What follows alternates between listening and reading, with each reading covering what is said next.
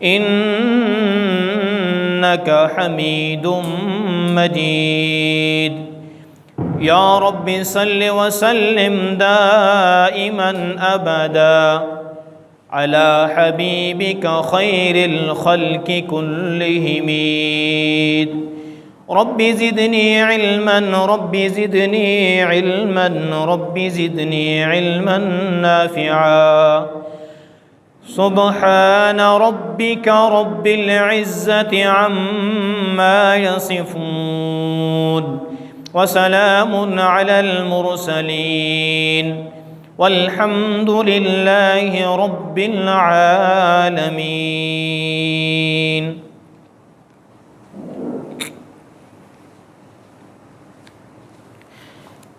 الذين إن مكناهم، وہ لوگ اگر ہم ان کو قدرت دیں یعنی حکومت دیں فی الارض زمین میں، اقاموا الصلاۃ وہ قائم رکھیں نماز، وآتوا الزکوٰۃ اور ادا کریں زکوٰۃ، وامروا اور حکم کریں بالمعروف بھلے کاموں کا، ونہوا اور منع کریں عن المنکر برائیوں سے، وللہ اور اللہ کے لیے ہے عاقبۃ الامور تمام کاموں کا انجام، تمام کاموں کا اختیار۔ غلامی میں کام آتی ہیں نہ شمشیریں نہ تدبیریں، جو ہو ذوق یقین پیدا تو کٹ جاتی ہیں زنجیریں۔ واجب الاحترام بھائی دوستو بزرگوں، آپ حضرات کے سامنے سورۃ الحج کی آیت نمبر 41 پڑھنے کے اللہ تبارک و تعالیٰ نے توفیق عطا فرمائی ہے۔ اسی طریقے سے سورہ بقرہ کی ایک آیت کریمہ اللہ تبارک و تعالیٰ کی توفیق سے تلاوت کی ہے۔ آپ حضرات کے سامنے جو آیت کریمہ سورہ حج کی پڑھی ہے، اس میں اللہ تبارک و تعالیٰ ان لوگوں کو حکم فرما رہے ہیں کہ جن کو اللہ تبارک و تعالیٰ اقتدار عطا فرماتے ہیں، حکومت عطا فرماتے ہیں، عہدہ عطا فرماتے ہیں، کہ جو ایک عہدیدار ہوتا ہے، جو ایک قوم و ملت کا سربراہ ہوتا ہے، اس آیت کریمہ میں اس کی کچھ ذمہ داریاں بیان کی گئی ہیں کہ جس کو ہم زمین کے اندر حکومت عطا فرماتے ہیں، فرمایا کہ اس کے ذمہ سب سے پہلے یہ ہے کہ اقاموا الصلاۃ وہ نماز قائم کریں، خود بھی قائم کریں گے اور اپنی رعایا کو بھی نماز کی پابند بنائیں گے۔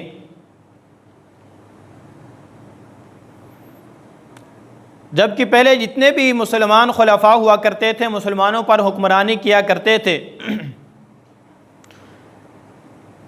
جہاں وہ سیاسی اعتبار سے ان کے سربراہ ہوا کرتے تھے، وہ مذہبی اعتبار سے بھی ان کی پیشوا ہوا کرتے تھے۔ نہ کہ آج ہمارے حکمرانوں کی طرح کہ جن کو سورۃ الاخلاص پڑھنی بھی نہیں آتی، جبکہ پہلے جو مسلمان ہوا کرتے تھے، ان کو حکمران ہوا کرتے تھے، وہ ان کو جمعے کا خطبہ بھی دیا کرتے تھے اور ان کی امامت بھی کروایا کرتے تھے۔ جیسا کہ اللہ تبارک و تعالیٰ نے قرآن کریم کے اندر پیغمبروں کا ذکر فرمایا ہے، فرمایا کہ یا داود انا جعلناک خلیفۃ فی الارض فاحکم بین الناس بالحق، اے داود پیغمبر، آپ کو ہم نے زمین کے اندر حکومت عطا کی ہے، فاحکم بین الناس بالحق، آپ لوگوں کے درمیان میں حق اور انصاف کے ساتھ فیصلہ کیجیے۔ اسی طریقے سے حضرت داؤد علیہ السلام کو بادشاہت عطا ہوئی، ان کے بعد ان کے بیٹے حضرت سلیمان بن داؤد علیہ السلام کو اللہ تبارک و تعالیٰ نے حکومت عطا فرمائی۔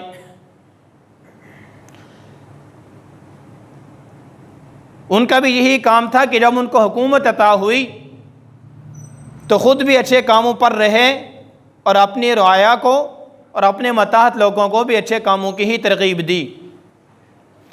یہ تسلسل چلتا رہا۔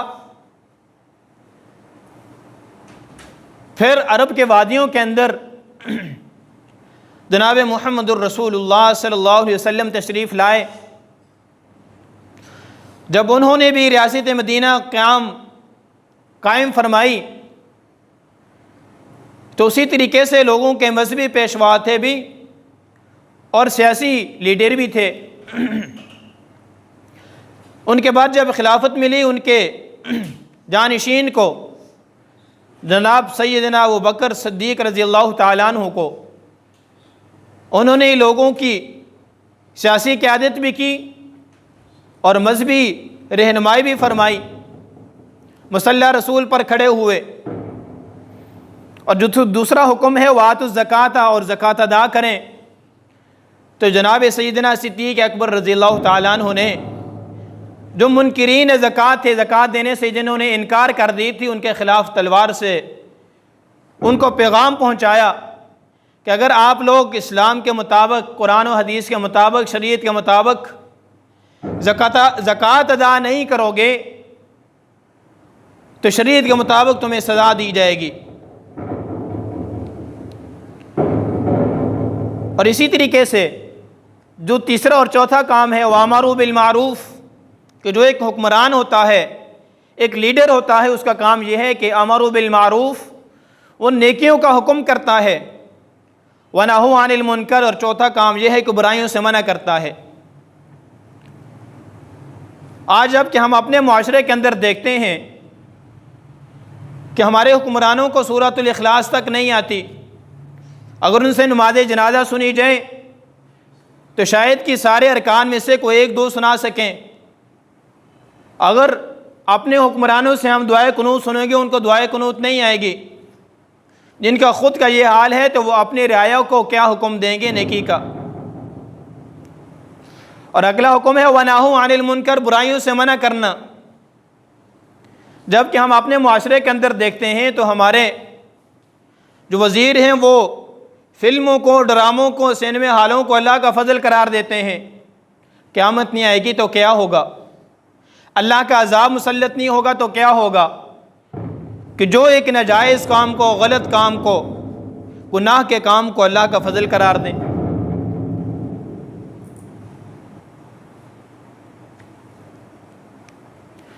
تو جو حکمران ہوتا ہے اس کے اللہ تبارک و تعالیٰ نے یہ صفات بیان کی ہیں کہ وہ ان صفات کا حامل ہو۔ جبکہ ہمارے جو موجودہ معاشرہ ہے اس کے اندر جو مساجد میں بل آتے ہیں ان میں تو ٹی وی ٹیکس دیا جاتا ہے، لیکن سینما ہالوں کو کئی کئی سالوں تک سب کچھ فری دے دیا جاتا ہے۔ تبھی ہم موازنہ کریں کیا ہمارے حکمران جو قرآن نے حکم دیا ہے اس کے مطابق حکمرانی کر رہے ہیں؟ کیونکہ یہ جو ہمارا ملک بنا ہے، ملک پاکستان، اس کے لیے ہمارے بزرگوں نے اپنی جانوں کی قربانیاں دی ہیں، اپنی جائیدادوں کی قربانیاں دی ہیں، اپنی اولادوں کی قربانیاں دی ہیں۔ لاکھوں کی تعداد میں لوگ سولی پر چڑھے ہیں، تب جا کر یہ ہمیں ملک حاصل ہوا ہے، اس کی آزادی ہمیں حاصل ہوئی ہے۔ اب آزادی کس کو کہتے ہیں؟ آزاد تو اس کو کہتے ہیں نا کہ جو کوئی چیز کسی کے قبضے میں ہو اس کے بعد اس سے چھڑا لی جائے تو اس کو آزادی کہتے ہیں۔ پاکستان کو تو وجود ہی نہیں تھا تو اس کو کیسے آزاد کروایا؟ تو اس کا جواب یہ ہے کہ جب ہندوستان کے اندر پہلے کئی صدیاں مسلمانوں نے حکمرانی کی، کئی صدیاں ہندوستان کے اندر، برِ صغیر کے اندر مسلمان حکمران رہے، اس کے بعد انگریز برطانوی سامراج بطور تاجر، بطور مسافر وہ ہندوستان کے اندر آیا اور لوگوں سے بھیک مانگ مانگ کر ان سے دکانیں لیا کرتا تھا کہ میں وقت پر کرایہ دوں گا، آپ مجھے کرایہ پر دکان دے دو، آپ مجھے یہ گودام دے دو۔ ہندوستانیوں کی منتیں کیا کرتا تھا، بطور تاجر آیا تھا، بطور مسافر آیا تھا، لیکن جہاں رہ کر اس نے تقریباً 1 صدی سے زیادہ یہاں پر بطور تاجر رہ کر اتنی محنت اور کوشش کی کہ وہ شاہی تخت کے قریب تک پہنچ گیا۔ جب اورنگزیب عالمگیر جو مسلمانوں کا حکمران تھا، جب وہ فوت ہو گئے تو اس کے بعد سے مسلمانوں کی حکومت کا زوال شروع ہو گیا تھا، جو 100 سال تک اپنے انتہا کو پہنچ چکا تھا۔ پھر جہاں پر انگریز نے حکومت کی، غیروں نے حکومت کی، پھر علماء، جس کے بارے میں آج لوگ کہتے ہیں کہ علماء تو پاکستان بننے کے مخالف تھے، جو یہ بات کرتے ہیں وہ حقیقت میں تاریخ سے ناواقف ہیں، جاہل ہیں۔ اس وقت علماء نے عام عوام کے اندر شعور پیدا کیا، ان کی ذہنی اور فکری ان کی اصلاح کی، اور انگریز کے خلاف کھڑے ہوئے، جہاد کا اعلان کیا، اور مولانا حسین احمد مدنی رحمۃ اللہ علیہ نے یہ فتویٰ دیا کہ انگریزی فوج کے اندر بھرتی ہونا حرام ہے۔ جب انگریز کو معلوم ہوا کہ حسین احمد مدنی رحمۃ اللہ علیہ نے یہ فتویٰ دیا ہے کہ انگریزی فوج کے اندر بھرتی ہونا مسلمان کے لیے حرام ہے، اپنی عدالت کے اندر بلایا، پوچھا کہ حسین احمد مدنی، سنا ہے کہ آپ نے فتویٰ دیا ہے کہ انگریزی فوج کے اندر بھرتی ہونا حرام ہے؟ تو قربان جائے مولانا حسین احمد مدنی رحمۃ اللہ علیہ نے فرمایا فتویٰ دیا نہیں تھا، اب دے رہا ہوں۔ اس کے سامنے اس کی عدالت میں کہا کہ فتویٰ دیا نہیں تھا، کہ پہلے دیا تھا، اب میں ڈر گیا ہوں، اب اس سے پیچھے ہٹ جاؤں گا۔ فرمایا کہ اب میں دے رہا ہوں کہ آپ کی فوج کے اندر مسلمان کے لیے بھرتی ہونا حرام ہے۔ پھر انگریز نے اگلا وار کیا کہ آپ کو پتہ ہے کہ ہماری حکومت کے خلاف بغاوت کرنے کی سزا کیا ہے؟ فرمایا کہ کفن ساتھ لے کر آیا ہوں، مجھے پتہ ہے کہ اس کی سزا کیا ملے گی، سولی پر چڑھا دو گی، پھانسی لگا دو گے، تو میں اپنے بال بچوں کے سروں پر ہاتھ پھیر کر آیا ہوں، اور میں نے واپس جانے کی امید ہی نہیں لگائی، کفن ساتھ لے کر آیا ہوں۔ تو علماء نے عوام کے اندر شعور پیدا کیا، جرأت اور بہادری کا مظاہرہ کیا، اور عوام کو اس بات پر آگاہ کیا کہ وہ اپنے لیے ایک ریاست کے طور پر ایک ملک منوانے کے لیے وہ تیار ہو جائیں۔ جب برطانیہ کے یہاں پر تسلط ہوا، انگریز کا تسلط ہوا، تو اس نے ایک اپنی علیحدہ سے حکمت عملی بنائی، ایک علیحدہ پالیسی بنائی، جس کی وجہ سے وہ ہندوؤں کو اور سکھوں کو اپنا محکوم بناتا گیا، تابع بناتا گیا۔ ایک وقت وہ آ گیا کہ اس نے تخت کے اوپر قبضہ کر لیا، حکومت کے اوپر قبضہ کر لیا۔ اب جو ہندو اور سکھ قوم تھی، یہ تو پہلے بھی غلام تھی، یہ پہلے بھی محکوم تھے، یہ پہلے بھی تابع تھے، کیونکہ کئی صدیاں مسلمانوں کی حکومت یہاں پر رہی ہے۔ اب ان کے لیے کوئی زیادہ نئی بات نہیں تھی، اگرچہ ان کو رنج اور غم تھا کہ باہر سے لوگ ہم پر حکمرانی کر رہے ہیں، مسلمانوں کو بھی غم اور فکر اور صدمہ تھا کہ ایک غلامی سے جان چھوٹی ہے، دوسرے ہم پر آ کر مسلط ہو گئے۔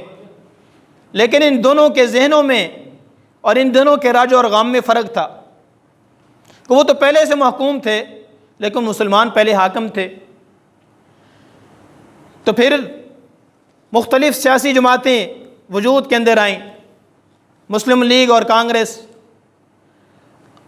اب ان دونوں کا پھر مقابلہ ہوا، اور برطانیہ نے بہت زیادہ اس بارے میں کوشش کی کہ کسی طریقے سے مسلمان وہ پستی رہیں۔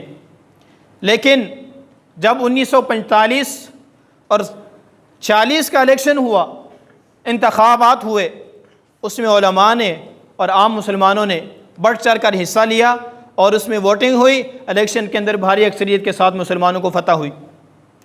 تو تب مسلمانوں نے یہ مطالبہ کیا کہ جہاں جہاں پر جس صوبے کے اندر مسلمان کثرت کے ساتھ رہ رہے ہیں، ان صوبوں کے اندر حکمرانی بھی وہ مسلمانوں کے پاس ہونی چاہیے، اور ان صوبوں کے تحت ایک مرکز بنایا جائے، اس مرکز کے اندر بھی جو حکمرانی ہو وہ مسلمانوں کی ہو، اور جن صوبوں کے اندر اکثریت کے ساتھ سکھ اور ہندو رہ رہے ہیں، وہاں پر ہندوؤں کو حکومت دی جائے۔ جب عام انتخابات کے اندر مسلمان بھاری اکثریت کے ساتھ جیت کے، تو برطانیہ کو، انگریز کو مجبوراً جی ان کا پاکستان بنانے کا مطالبہ ماننا پڑا کہ ٹھیک ہے ان کو الگ سے ریاست دی جائے۔ اب میرے دوستو، یہ جو پاکستان ہمیں پھر ملا، یہ جو ہم نے الگ ملک کے لیے مطالبہ کیا، اس کے لیے لاکھوں کی تعداد میں لوگوں نے قربانیاں دیں، ہماری بہنوں کی اور ہماری ماؤں کی عزتیں انگریز نے، غیر مسلموں نے خراب کی، ہماری ماؤں اور بہنوں کے پستان کاٹے گئے، ہماری ماؤں اور بہنوں کی ننگی لاشیں جنگلوں سے اور جھاڑیوں سے ملی۔ آیا یہ ساری قربانی کس لیے دی تھی؟ کہ کیا الگ ملک میں جو ہم حاصل کر رہے ہیں، کیا اس میں زمین زیادہ زرخیز ہے؟ کیا اس میں زیادہ کارخانے تھے؟ کیا اس میں ضروریات زندگی زیادہ تھی؟ ہرگز ایسا نہیں ہے، بلکہ یہ جو اتنی زیادہ قربانیاں دی ہیں وہ اس لیے دی کہ ہمیں لا الہ الا اللہ کے نام پر ایک الگ ملک ملے، جس کے اندر ہم لا الہ الا اللہ کے تحت ہم اپنی زندگی گزاریں اور لا الہ الا اللہ کے تحت ہم اپنی عبادات کر سکیں۔ پاکستان بنانے کا مطلب یہ تھا، پاکستان کا نعرہ یہ لگایا تھا کہ پاکستان کا مطلب کیا؟ لا الہ الا اللہ۔ لیکن کیا آج اتنا عرصہ ہو چکا ہے تو کیا ہم نے وہ فوائد اور وہ مقاصد حاصل کر لیے ہیں؟ ہم جب 14 اگست آتا ہے تو ہم جو آزادی مناتے ہیں، ہمارا آزادی منانے کا طریقہ مختلف ہو گیا ہے۔ ہمارا آزادی منانے کا طریقہ کار یہ ہو چکا ہے کہ وہاں پر کنجر خانے لگائے جاتے ہیں، عورتوں کو نچایا جاتا ہے، باجے بجائے جاتے ہیں، ڈھول ڈمکے بجائے جاتے ہیں، اور افسوس اس بات پر کہ ہم اپنے آزادی کے دن پر انڈیا کے گانے لگائے ہوتے ہیں۔ بھائی کون سی آزادی منا رہے ہیں؟ پاکستان کی آزادی کا دن منا رہے ہیں تو گانے کس کے ہم سن رہے تھے اس دن؟ انڈیا کے، ہندوستان کے۔ تو ہمارے جو بڑوں نے، ہماری ماؤں بہنوں نے جو قربانیاں دی تھیں وہ کس مقصد کے لیے دی تھی؟ کہ ہم یہاں پر آزاد ہو کر ختم نبوت کا تحفظ بھی کر سکیں اور آپ صلی اللہ علیہ وسلم کے صحابہ کی ناموس کا تحفظ بھی کر سکیں، کھلے عام ہم اپنی مذہبی عقائد کے مطابق ہم اپنے مذہبی عبادات کر سکیں۔ اور یہ آزادی بہت بڑی نعمت ہے جس کو ہم نے کسی اور چیز کے اندر تقسیم کر دیا ہے، کسی اور چیز کے اندر تبدیل کر دیا ہے۔ اللہ تبارک و تعالیٰ نے اس آزادی کا ذکر قرآن کریم کے اندر فرمایا ہے کہ آزادی کتنی بڑی نعمت ہے۔ جو بنی اسرائیل تھی، حضرت موسیٰ علیہ السلام کی قوم، وہ فرعون کے متاحت تھی، ان کے غلام تھی، ان کی محکوم تھی۔ جب اللہ تبارک و تعالیٰ نے حضرت موسیٰ علیہ السلام کو ان کے اندر مبعوث فرمایا اور حضرت موسیٰ علیہ السلام کی زیر صدارت، زیر سرپرستی بنی اسرائیل کو وہاں سے نجات دی، ان کی غلامی سے آزادی عطا فرمائی، تو اللہ تبارک و تعالیٰ نے قرآن کریم کے اندر بارہا اس آزادی کا اور اپنی اس نعمت کا اظہار فرمایا کہ یا بنی اسرائیل اذکروا نعمتی التی انعمت علیکم وانی فضلتکم علی العالمین۔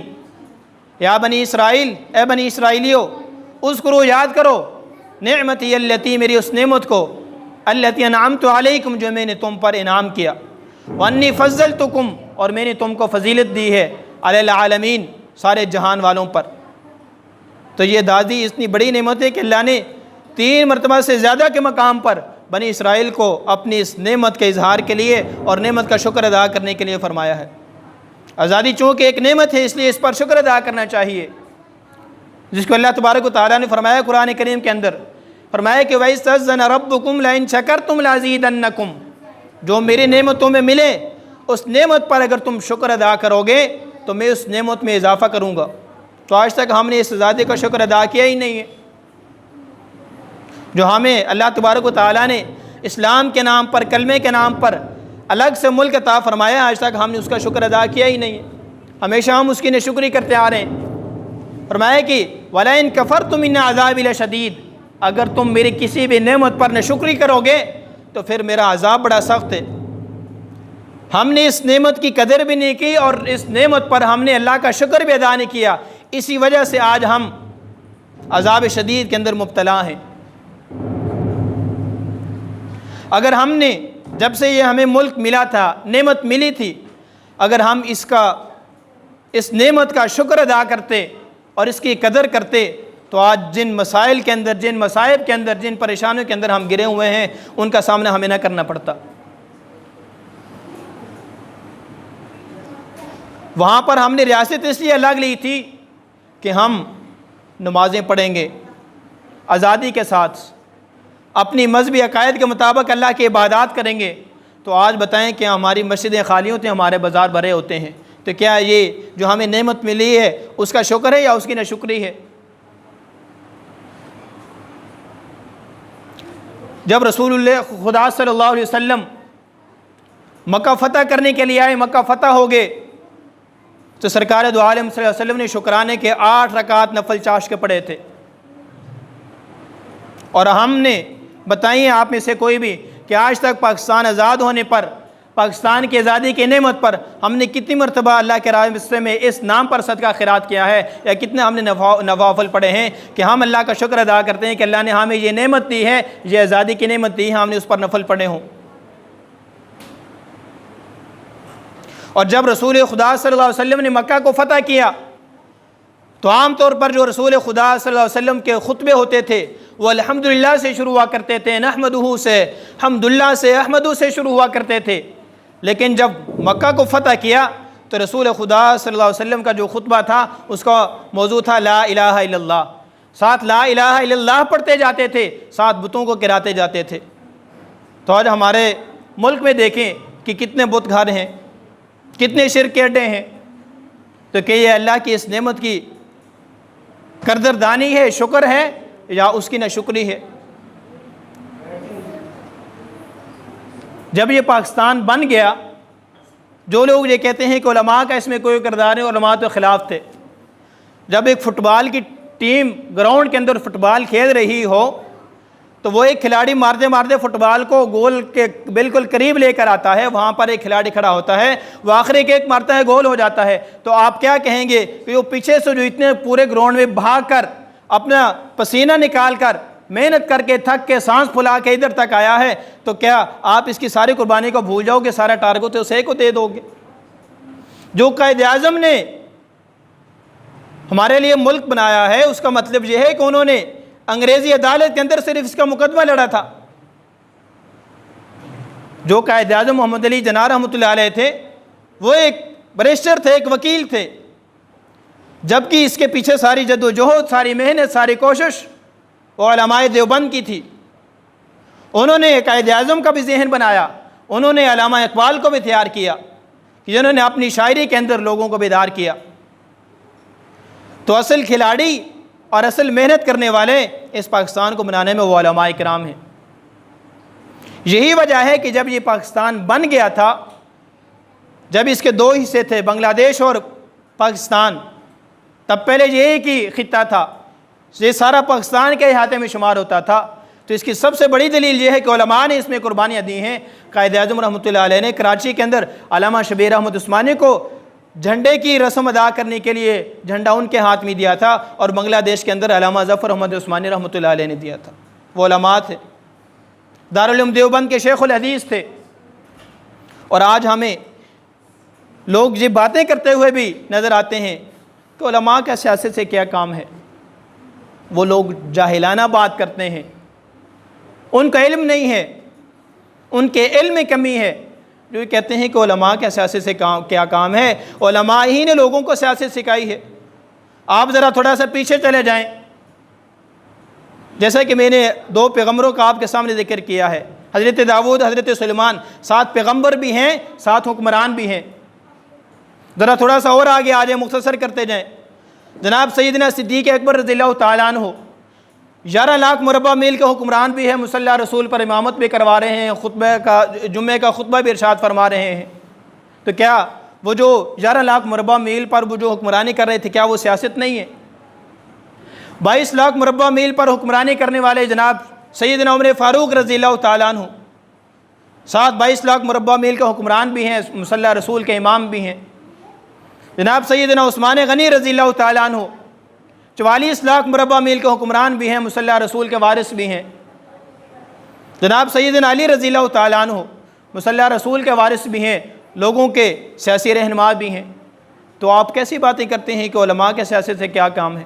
تو پھر یہ بھی کہنا کہ ان خلفائے راشدین کا، صحابہ کرام کا سیاست سے کیا تعلق تھا؟ محرم کا مہینہ ہے، امام حسین رضی اللہ تعالیٰ عنہ جو مدینہ چھوڑ کر مکہ سے جو دمشق کا سفر کر رہے تھے، وہ کس لیے کر رہے تھے؟ تبلیغ کے لیے کر رہے تھے، وہ بھی اسی لیے کر رہے تھے، سیاسی مقاصد کے لیے کر رہے تھے کہ میں جا کر میں زیادہ اہلیت رکھتا ہوں یزید سے کہ میں اچھی طریقے سے حکمرانی کر سکوں گا، کیونکہ امام حسین رضی اللہ تعالیٰ عنہ کا بھی یہ موقف تھا کہ جو اصل حکومت کا حقدار ہے وہ وہی ہو سکتا ہے کہ جو سب سے زیادہ علم والا ہو۔ اسی لیے انہوں نے کہا کہ یزید ایک صحابی کا بیٹا ہے صرف، جبکہ میں نواسہ رسول ہوں، صحابی رسول ہوں، علی کا بیٹا ہوں۔ تو پھر ہمارے معاشرے کے اندر اور کون سے لوگ ہیں کہ جو یہ پروپیگنڈا کرتے ہیں کہ علماء کے سیاست سے کیا کام ہے؟ علماء انبیاء کا وارث ہیں، انبیاء اگر مذہبی رہنمائی کرتے ہیں تو انہوں نے جہاں پر سیاست سکھائی ہے تو یہ علماء انہی کے وارث ہیں، اسی لیے وہ سیاست کے اندر بھی ہیں۔ اور یہ ملک بنایا ہے علماء نے، اور علماء ہی اس کے چوکیدار ہیں، اسی کے خیر خواہ ہیں۔ اس کی سب سے بڑی دلیل یہ ہے کہ جب سے پاکستان بنا ہے آج تک ہمیشہ اسمبلیوں کے اندر علماء رہے ہیں، ہر طبقے کے، ہر مکتبہ فکر کے علماء رہے ہیں۔ آج تک کسی بھی عالم دین پر جو اسمبلیوں کا، سیاست کا حصہ رہے ہوں، کوئی اخلاقی، کوئی مالی طور پر 1 روپیے کی کرپشن ثابت نہیں کر سکتے۔ اور جبکہ تمہارے سکولوں، یونیورسٹیوں سے پڑھے ہوئے لوگ ہیں، آپ چھوٹے سے ناظم کو، چیئرمین کو لے لیں تو وہ لاکھوں نہیں کروڑوں اربوں کے کرپشن کا جو ہے نا وہ مجرم ہوگا۔ تو پھر بتائیں پاکستان بنایا کس نے اور اس کے خیر خواہ کون ہیں، اور اس کی بقا کے لیے جدوجہد کون کر رہے ہیں؟ جتنے بھی آپ کو کرپٹ نظر آئیں گے وہ آپ کی یونیورسٹی اور کالجوں سے پڑھے ہوئے ہوں گے۔ کوئی ایک بھی آپ کو عالم دین اخلاقی، مالی طور پر کسی بھی جرم کا وہ آپ کو سامنے نظر نہیں آئے گا کہ اس نے اس طرح کا کوئی بھی جرم کیا ہو۔ تو پھر ہمیں بھی چاہیے کہ جب یہ لوگ ملک بنانے میں بھی انہوں نے قربانیاں دی ہیں، ملک بچانے میں بھی قربانیاں دے رہے ہیں، اور ملک کی بقا کے لیے بھی پھر ہمیں ان کا ساتھ دینا چاہیے۔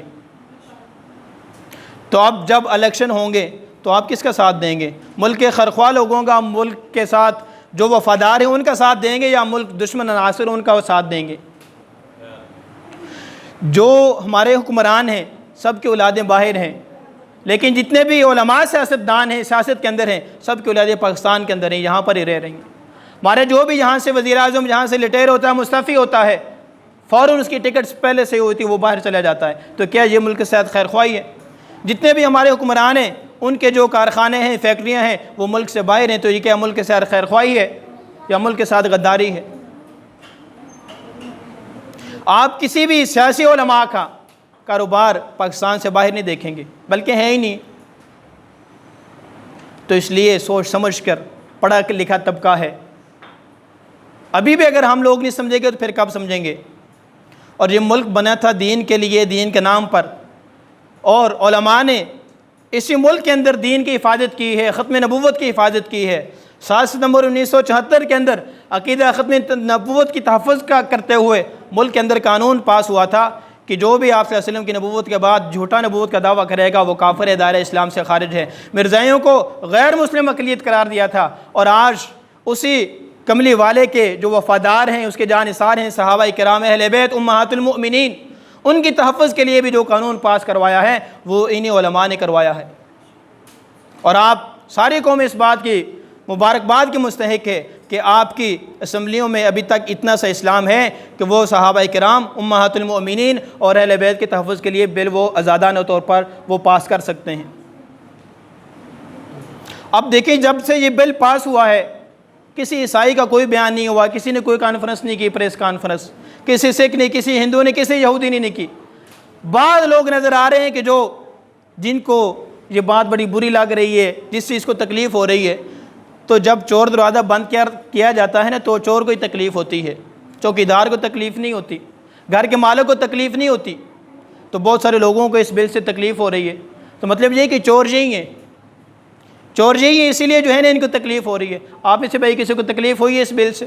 نہیں ہوئی، کیونکہ آپ چور نہیں ہیں، آپ خیر خواہ ہیں، آپ چوکیدار ہیں، آپ اس ملک کے باشندے ہیں، تو تکلیف انہی کو ہو رہی ہے جو چور ہیں۔ اور چور کو ہمیشہ چور راستے بند کرنے کی وجہ سے تکلیف ہوتی ہے۔ تو ابھی ہم لوگوں کا کیا اس میں کردار ہونا چاہیے کہ جس مقصد کے لیے ہم نے یہ آزادی حاصل کی تھی ان مقاصد کو ہم پڑھ کے ان کو سمجھ کے اس کے مطابق ہم آزادی منائیں۔ یہ کوئی آزادی نہیں ہے کہ 14 اگست کو باجے بجا لیے، ڈانس کروا لیے، کندریوں کو نچوا لیا، یہ کوئی آزادی نہیں ہے، یہ آزادی کے منافی ہے۔ تو اس جو ہمیں نعمت ملی ہے اس نعمت پر ہم اللہ تبارک و تعالیٰ کا شکر ادا کریں اور ہمیشہ شکر ادا کرتے رہیں، اور اس ملک کے لیے دعا کرتے رہیں کہ اللہ جس مقصد کے لیے یہ ملک بنایا تھا ان مقاصد میں ہمیں کامیابی نصیب فرما دے۔ اللہ تبارک و تعالیٰ ہمیں بھرپور طریقے سے اس ملک کے ساتھ آزادی کے لیے جد و جہد کرنے کی توفیق عطا فرمائیں۔ وآخر دعوانا الحمدللہ۔